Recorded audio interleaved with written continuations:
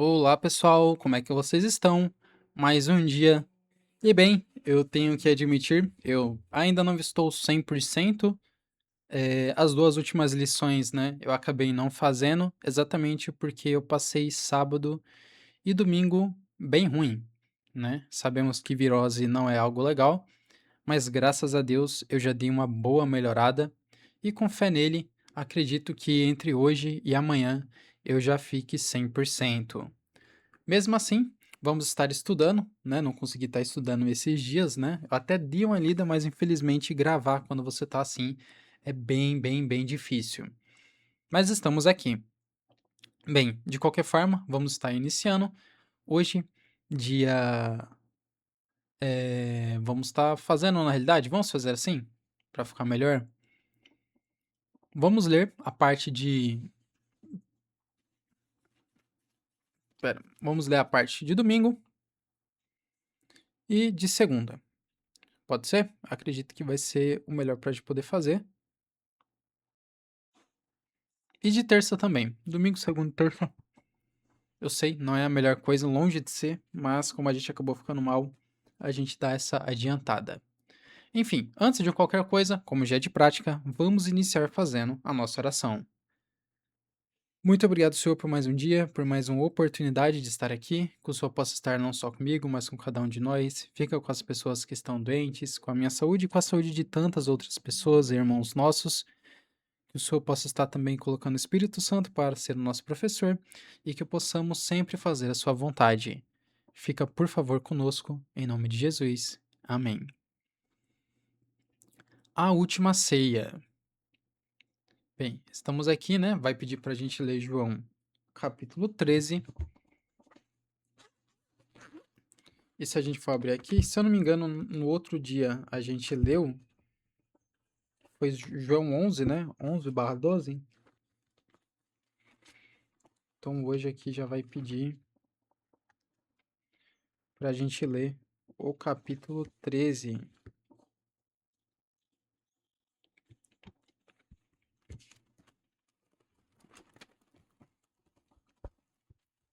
Caramba, Bíblia, me ajuda que eu não quero amassar você. Nossa, realmente que tá bem. Que é exatamente o momento que Jesus lava os pés dos discípulos, né?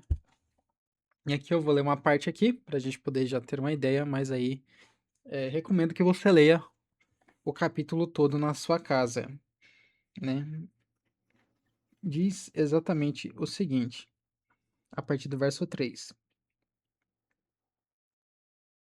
É, Jesus, sabendo que o Pai tinha depositado nas suas mãos todas as coisas, o que havia saído de Deus ia para Deus, levantou-se da ceia, tirou dos seus vestidos o seu manto, uma toalha, e cingiu-se.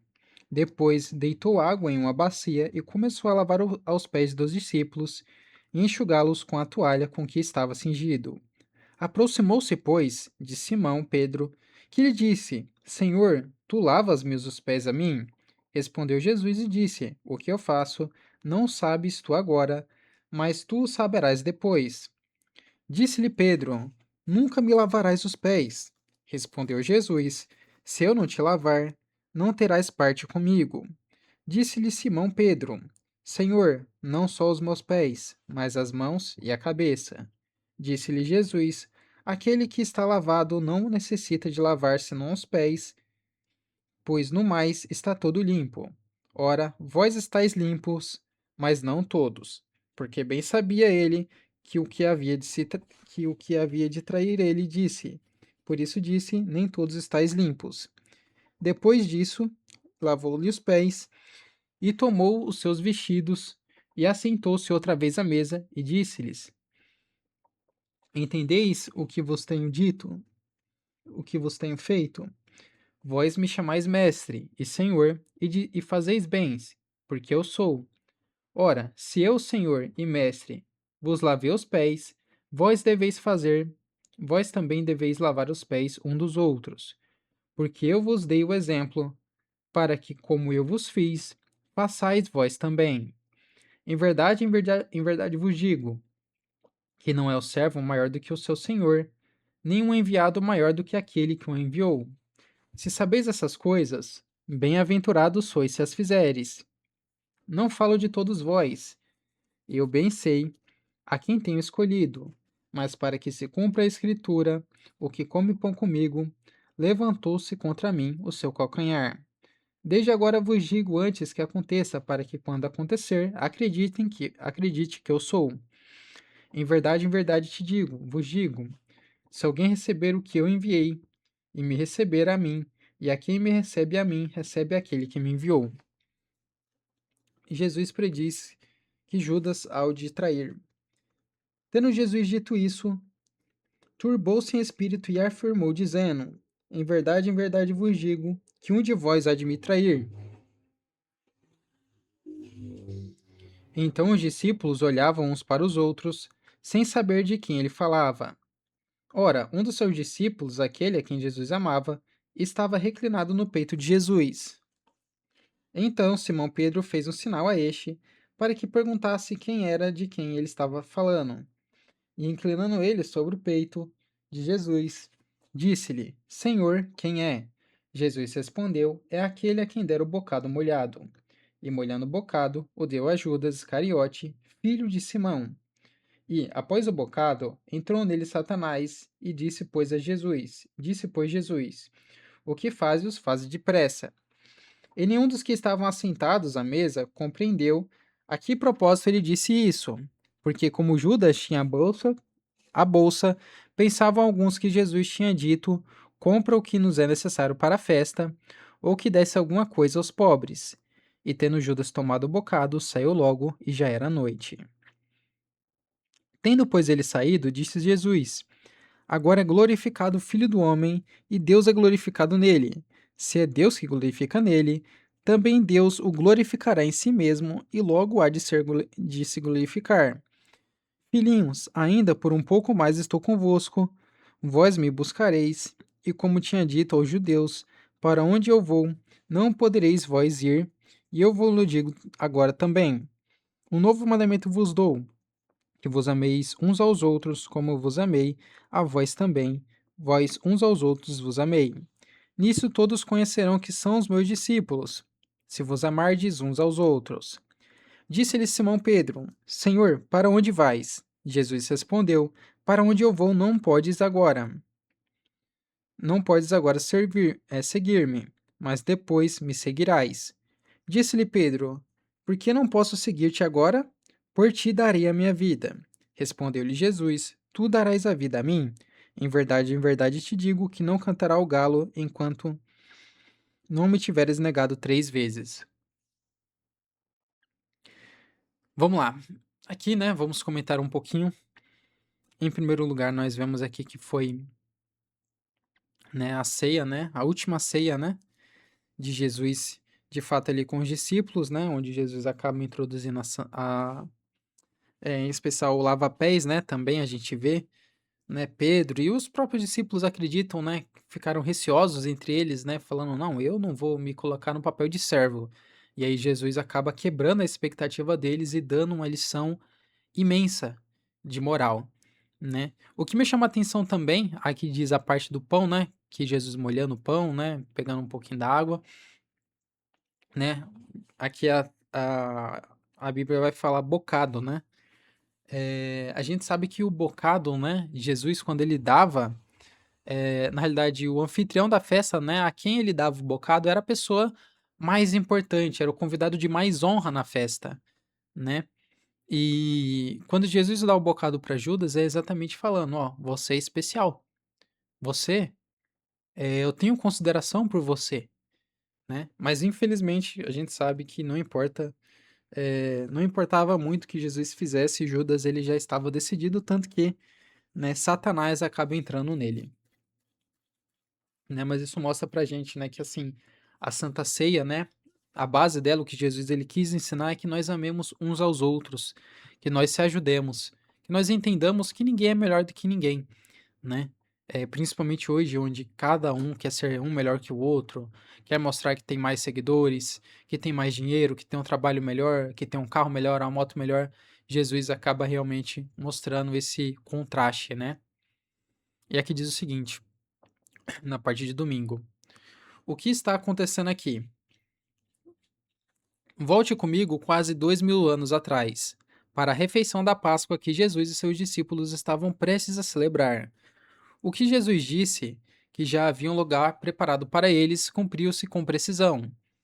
Ele orientou dois discípulos a irem à cidade, e lá encontrariam um homem carregando uma vasilha de água que os conduziria a um aposento pronto para ser usado. Antes de ser traído e crucificado, Jesus queria que todos soubessem que nada do que aconteceria naquele fim de semana o pegaria de surpresa. Ao anoitecer, os discípulos se reuniram com Jesus no cenáculo. Por um instante, ninguém se moveu. Os pés precisavam ser lavados, mas não havia nenhum servo presente. Cabia aos discípulos fazerem algo, mas isso significava que alguém teria de se humilhar.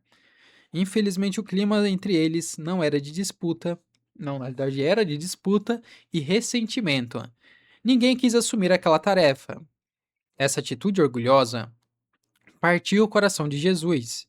Ele estava prestes a morrer e ainda precisava compartilhar muita coisa com os discípulos. Mas o coração deles não estava preparado para receber suas palavras. Então ele tirou sua capa, amarrou uma toalha à cintura e, como um servo, começou a lavar os pés dos discípulos. Pedro ficou escandalizado ao ver o Messias se rebaixar daquele jeito. Como tantos outros, ele imaginava o mestre com o cetro, e não com a toalha. Imaginava Jesus vestido com trajes reais, não com uma roupa de servo, e para Pedro aquilo não fazia sentido. No mundo de hoje, governantes e líderes gastam fortunas para encomendar retratos que os imortalizem, e, em geral, são imagens cuidadosamente elaboradas. As pessoas aparecem no melhor uniforme, cercadas por símbolos de luxo, de poder e luxo, e com Cristo o retrato é outro. Em vez de ficar de pé, impondo respeito, ele se ajoelha para servir. Os discípulos prepararam a mesa, mas esqueceram de preparar o coração. Quando Jesus lavou os pés deles, quis mostrar que também precisavam de limpeza e humildade. E ele queria oferecer uma lição prática dos mesmos princípios que ensinava.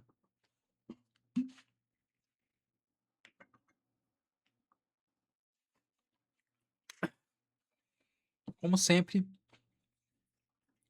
Jesus ele mostrando esse contraste, né, como a gente fala, né, enquanto hoje a gente vê, né, todos os líderes, inclusive líderes da igreja, inclusive cristãos, né, que se dizem ser cristãos, estão ali querendo sempre aparecer do melhor jeito possível e não se rebaixar, né? Jesus ele ali mostrando, né, exatamente qual deve ser a nossa atitude, uma atitude de humildade, de ajudar o próximo, né? Hoje muitos conflitos acontecem porque as pessoas não querem se rebaixar, seja na empresa, seja dentro de casa, as pessoas não admitem que estão erradas e por isso sempre as coisas elas só vão piorando, né? Aqui vai falar pra gente ler o capítulo, infelizmente não vai dar pra gente ler hoje, mas quem sabe em outra oportunidade do dia da semana a gente leia. Na parte de segunda diz o seguinte título, né? Um de vocês vai me trair. As cenas finais da vida de Cristo revelam um amor profundo e inabalável de Deus por nós. Tendo amado os que estavam no mundo, amou-os até o fim. Essa declaração se torna ainda mais impressionante quando lembramos o que acontece em seguida. Judas o trai, e mesmo assim, Jesus o ama até o fim. Pedro o nega, e mesmo assim, ele o ama até o fim. Todos os discípulos fogem quando ele mais precisa, e mesmo assim, ele os ama até o fim. Líderes e o povo zombam, condenam e o crucificam, e mesmo assim, ele os ama até o fim. O que aconteceu no cenáculo foi o amor de Cristo em ação. Ele sabia que tinha autoridade do que todos os reis da terra juntos. Mesmo assim, decidiu lavar os pés dos discípulos, incluindo o de Judas. É difícil até imaginar isso. O coração de Deus age de um jeito que o nosso coração pecador não entende. Ele se entrega, serve, ama e convida, independente da resposta que vai receber. Deus prova o seu próprio amor para conosco pelo fato de Cristo ter morrido por nós quando ainda éramos pecadores. Mesmo quando alguém o rejeita, Cristo é paciente, ele não desiste e continua esperando que o nosso coração corresponda ao seu amor. Vale notar uma coisa: quando Judas foi alcançado por esse amor, ele precisou tomar uma decisão. A decisão era simples: ele cederia ao amor de Jesus, que o chamava de volta, ou seguiria pelo caminho que já tinha escolhido. No fim, Judas endureceu o coração diante da insistência de Cristo e levou seus planos adiante. O mestre deixou bem claro que sabia o que Judas faria. Ainda assim, ele escolheu prosseguir com a traição. Jesus menciona a traição de Judas pelo menos 15 vezes nesse capítulo. É sem dúvidas um grande ponto de virada no Evangelho. Mas existe um contraste que atravessa toda a história: de um lado, a crueldade da traição de Judas, do outro, e as atitudes de Jesus diante dessa traição. Apesar de Judas ter contribuído para sua morte, Jesus amou Judas até o fim. Ele se humilhou e o serviu, levantando os pés dos discípulos, lavando os pés dos discípulos. Um amor assim totalmente desprendido custa até compreender. E é justamente por isso que Judas veio ao mundo, para mostrar de forma concreta como é o amor do Pai por nós. Esse amor é muito mais profundo e maravilhoso do que conseguimos imaginar. E aqui, né, perguntinha, né? Você já sentiu Deus falando com clareza ao seu coração e naquele momento precisou escolher entre obedecer a Ele e a seguir do seu próprio jeito? Como foi essa experiência? Bem, essa é uma experiência que todos nós passamos diariamente, né? É o Espírito Santo, né, trabalhando no nosso coração, nos mostrando o que é certo e o que é errado. Se vamos seguir e mudar o caminho, né? Seguindo e fazendo a vontade de Deus, ou se vamos continuar seguindo os nossos próprios preceitos, os nossos próprios interesses, né? O nosso coração, né? E quando isso acontece, eu admito que não é fácil. Algumas vezes a gente vai ter mais facilidade, mas outras vezes vamos ter uma dificuldade, porque a tendência é a gente querer andar nos nossos próprios caminhos, né? Mas precisamos sempre ter em mente que Deus está conosco e que Ele vai fazer o melhor, né? Terça-feira, agora, chegamos,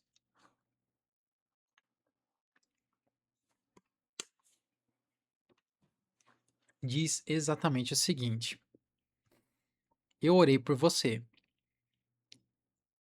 Pedro era uma das referências entre os discípulos e fazia parte do grupo mais próximo de Jesus, mas também tinha suas lutas. Era impulsivo e se irritava com facilidade. Muitas vezes demorava a compreender a missão de Jesus e o que ele realmente queria. Ainda assim, há algo muito bonito na história de Pedro. Quando era corrigido, acabava caindo em si. Vemos isso com clareza no cenáculo, quando Cristo começou a lavar os pés quando Cristo começou a lavar os pés dos discípulos. Pedro reagiu na hora. Então Jesus disse: Se eu não lavar, você não terá parte comigo. Imediatamente Pedro mudou de postura. Senhor, não somente os pés, mas também as mãos e a cabeça. Jesus manteve o seu propósito e, com um toque de bom humor, explicou que bastava lavar os pés. Mais tarde, durante a ceia, eu não sei se foi com um toque de bom humor, não, sendo bem sincero. Aí eu acho que a lição acabou vacilando. Mais tarde, durante a ceia, Jesus voltou a falar com Simão, Pedro, e tentou prepará-lo para o que estava prestes a acontecer. Simão, Simão, eis que Satanás pediu para peneirar você como trigo. Eu, porém, orei por você, para que a sua fé não desfaleça. Mais uma vez, Pedro protestou dizendo que estava disposto a morrer por Jesus, mas o mestre o advertiu. Naquela mesma noite, antes do amanhecer, ele o negaria 3 vezes. Jesus o conhecia melhor do que ele mesmo.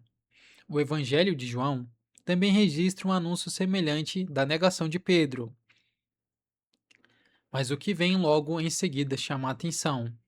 Vale lembrar que quando a Bíblia foi escrita, não existiam capítulos e versículos. Por isso a narrativa seguia direto, sem interrupções. Isso é importante porque depois daquela conversa difícil sobre a negação de Pedro, Jesus disse: Que o coração de vocês não fique angustiado, pois vou preparar um lugar para vocês, inclusive Pedro. E quando eu for e preparar um lugar, voltarei e os receberei para mim mesmo, para que onde eu estou, vocês estejam também. É verdade que essa promessa preciosa vale para todos os que creem, mas naquele momento Pedro foi o alvo imediato disso. Isso muda a forma como entendemos a cena. Muitas vezes escondemos nossos problemas por medo de perder a aceitação das pessoas ou de elas passarem a nos enxergar de outro jeito. Jesus nos conhece por completo e ainda assim nos ama sem reservas. Ao olhar para a história de Pedro, o que você passa a enxergar melhor sobre a constância do amor de Deus? Bem, a gente vê o amor de Jesus, né, por Pedro, né, por cada um de nós, mas naquele momento por Pedro, mesmo sabendo que Pedro iria, né, estar vacilando nessa parte, né, estar negando ele mesmo. Jesus ainda assim, né, ora, né, para que realmente a fé dele não desfaleça, né.